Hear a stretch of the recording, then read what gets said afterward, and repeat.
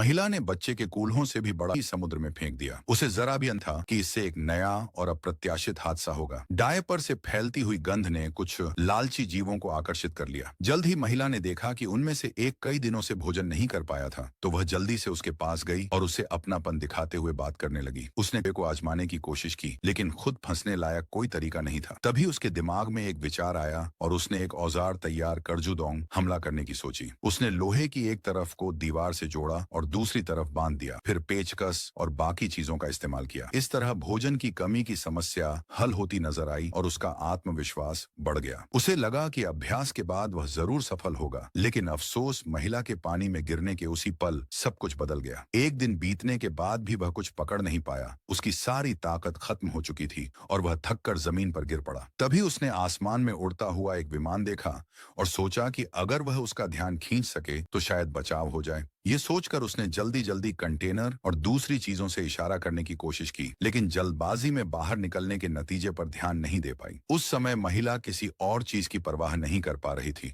वह मुश्किल से उठी और टूटे हुए टुकड़े को सिर के ऊपर उठाकर विमान का ध्यान खींचने की कोशिश करने लगी, लेकिन दूरी बहुत ज्यादा होने की वजह से विमान में बैठे लोग उसे देख नहीं पाए। ऊपर से जांग की चोट और गंभीर हो गई और मजबूरी में उसे वापस अंदर लौटना पड़ा। उसने सर्किट बोर्ड से हुक निकाला, फिर कुछ और ढूंढा और जोर लगाकर दोबारा कोशिश